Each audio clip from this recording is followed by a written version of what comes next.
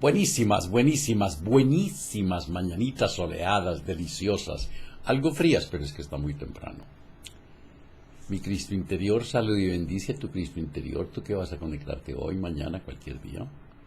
Y también el de aquellos que queriendo conectarse no pueden. Hoy es martes 11 de octubre de 2016, programa número 1330. Que el Espíritu de Sabiduría descienda sobre nosotros todos y nos ilumine, a mí para decir lo que debo decir, a ustedes para comprenderlo. Gracias por sus correos, gracias por lo que en ellos escriben, gracias por sus manifestaciones y buenos deseos de bienestar y salud para conmigo. Gracias, gracias, gracias.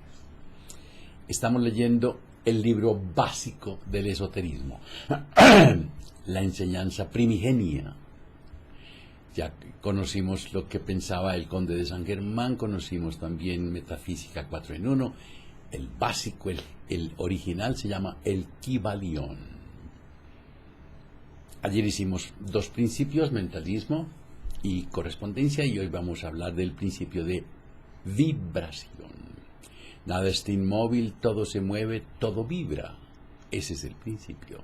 Este principio encierra la verdad de que todo está en movimiento, de que nada permanece inmóvil, siendo ambas cosas confirmadas por la ciencia moderna y cada nuevo descubrimiento lo verifica y comprueba. Y a pesar de todo, este principio hermético fue enunciado cientos de años por los maestros del antiguo Egipto. Este principio explica las diferencias entre las diversas manifestaciones de la materia, de la fuerza de la mente y aún del mismo espíritu, las que no son sino el resultado de los varios estados vibratorios. Desde el todo, que es puro espíritu, hasta la más densa forma de materia, todo está en vibración. Cuanto más alta es esta, tanto más elevada está su posición en la escala. La vibración del espíritu es de una intensidad infinita, tanto que prácticamente puede considerarse como si estuviera en reposo, de igual manera que una rueda que gira rapidísimamente parece que está sin movimiento. Y en el otro extremo de la escala hay formas de materia muy densa cuya vibración es tan débil que parece estar en reposo.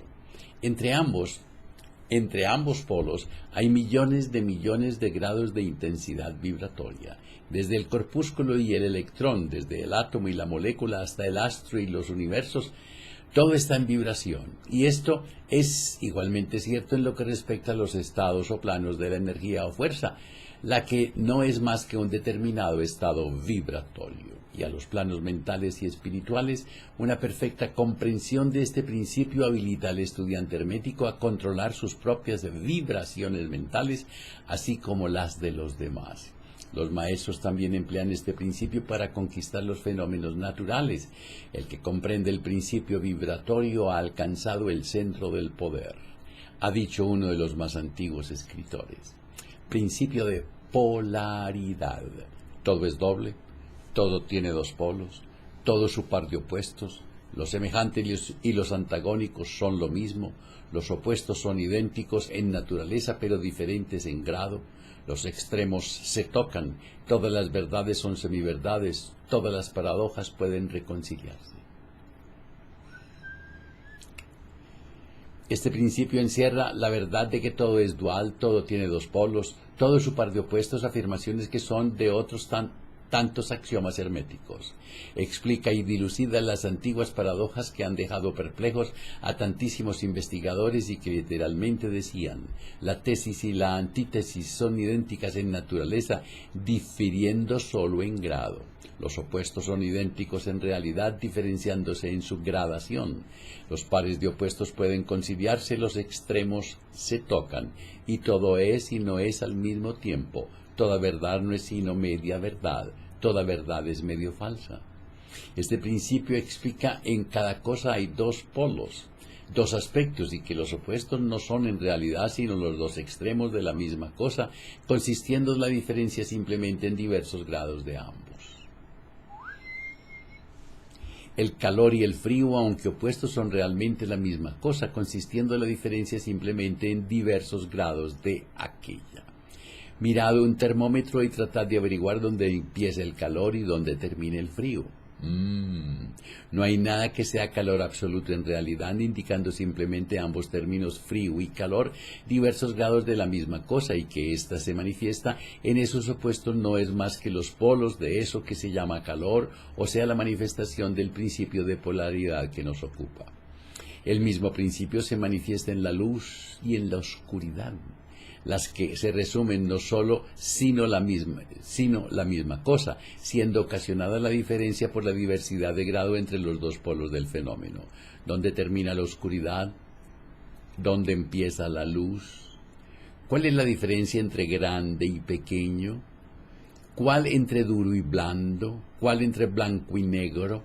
¿Cuál entre alto y bajo? ¿Cuál entre positivo y negativo? El principio de polaridad explica esta paradoja.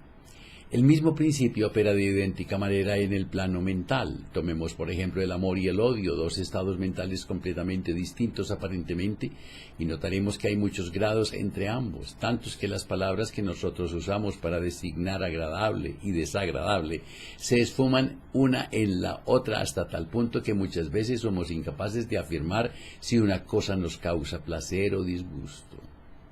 Todas no son más que gradaciones de una misma cosa, como lo comprenderéis claramente por poco que meditéis sobre ello. Y aún más que esto, es posible cambiar o transmutar las vibraciones de odio por vibraciones de amor en la propia mente y en la mente de los demás, lo que es considerado como lo más importante por los hermetistas. El bien y el mal no son sino los polos de una misma y sola cosa, y el hermetista comprende y conoce perfectamente el arte de transmutar el mal en el bien aplicando inteligentemente el principio de la polaridad. En una palabra, el arte de polarizar se convierte en una fase de la alquimia mental conocida y practicada por los antiguos y modernos maestros herméticos. Principio del ritmo. Todo fluye y refluye. Todo tiene sus periodos de avance y de retroceso, todo asciende y desciende, todo se mueve como un péndulo. La medida de su movimiento hacia la derecha es la misma que la de su movimiento hacia la izquierda. El ritmo es la compensación. Este principio encierra la verdad de que todo se manifiesta en un determinado movimiento de ida y vuelta, un flujo y reflujo, una oscilación de péndulo. Oscilación de péndulo. El péndulo va y viene y se mantiene así. Los dos polos que existen de acuerdo con el principio de polaridad descrito un momento A.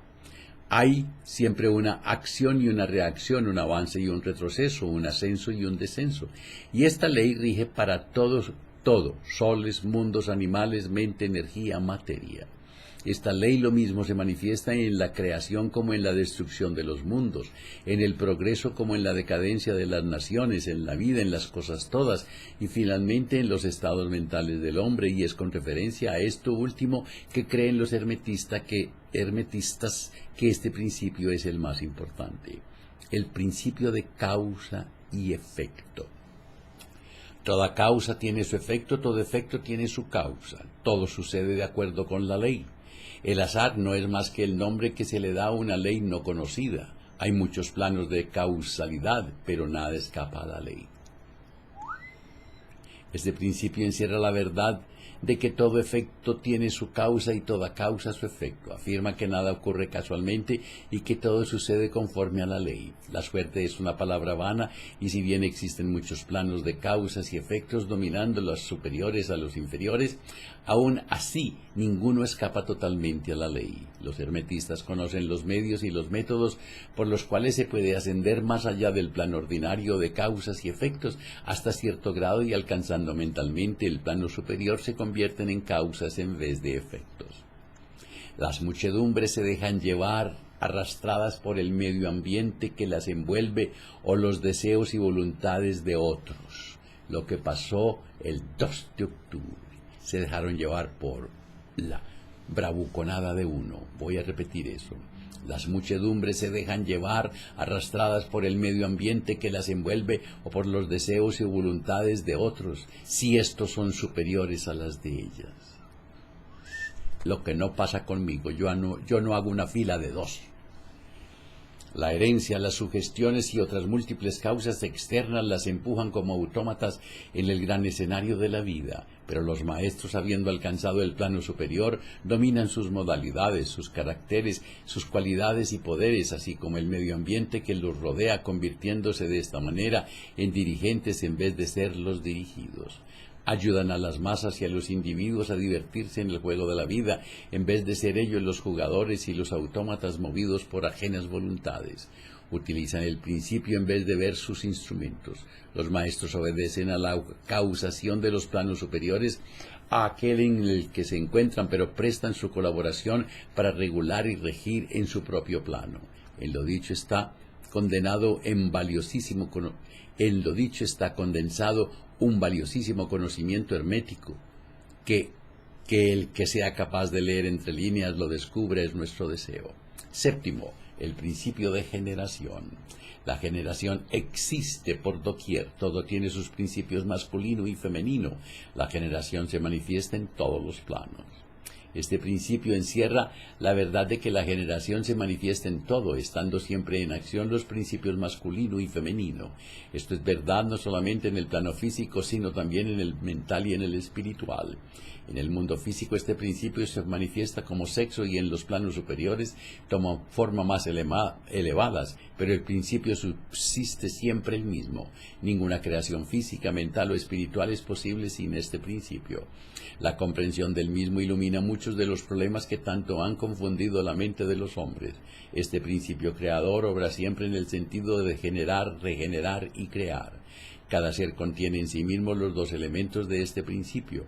Si deseáis conocer la filosofía de la creación, generación y regeneración mental y espiritual, debéis estudiar el principio hermético, pues él contiene la solución de muchos de los misterios de la vida. Qué bueno que los que proclaman que las parejas homosexuales pueden adoptar niños leyeran esto. Tiene que haber un principio masculino y otro femenino para que se dé una pareja.